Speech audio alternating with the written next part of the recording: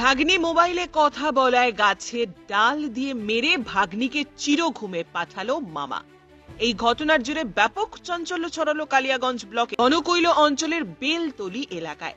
নাবালিকা মৃত ভাগ্নি বীণা চৌধুরী, যার বয়স 15, কালিয়াগঞ্জ লক্ষ্মীপুর মহিমচন্দ্র উচ্চ বিদ্যালয়ের 10ম শ্রেণীর ছাত্রী। পরিবার সূত্রে খবর, নাবালিকা ভাগ্নি বাড়ি কালিয়াগঞ্জের রশিদপুর এলাকায়। সে মামার বাড়িতে গিয়েছিল। রবিবার ফোনে কথা বলার সময় মামা নিরঞ্জন বর্মনের সঙ্গে বচসা হয় মৃত ভাগ্নির। সেই সময় মামা ভাগ্নিকে গাছের ডাল দিয়ে মারধর করলে গুরুতর আহত হয় সে। তড়িঘড়ি কালিয়াগঞ্জ স্টেট জেনারেল হাসপাতালে তাকে ভর্তি করানো হয়। অবস্থা আশঙ্কাজনক হওয়ায় তাকে রায়গঞ্জ মেডিকেল কলেজ ও হাসপাতালে স্থানান্তরিত করা হয়। সোমবার রাতে মারা যায় সে। হাসপাতাল চত্বরেই পুলিশের হাতে আটক অভিযুক্ত মামা। পুলিশের তরফে এখনো এ বিষয়ে কিছু জানানো হয়নি। ব্যুরো রিপোর্ট, আপনার নিউজ। মনিকা দেবসিংহ।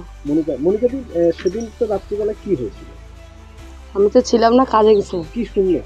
শুনলাম যে মারামারি লাগছিল বলে। কার সঙ্গে? আমরা মামা ভাগ্নি। মামা ভাগ্নি কি নিয়ে গন্ডগোলটা? ওই যে ফোন নিয়ে বলে।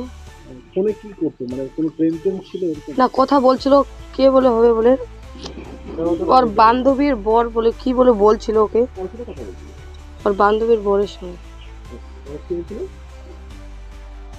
কি ছিল? তারপরে কি দেখলাম, অচৈতন্য অবস্থা করেছিল। হ্যাঁ। তারপর হসপিটাল নিয়ে গেল। হসপিটাল নিয়ে গেল। এখন কি শুনছেন? এখন কি শুনলাম, মারা গেছে বলে শুনলাম।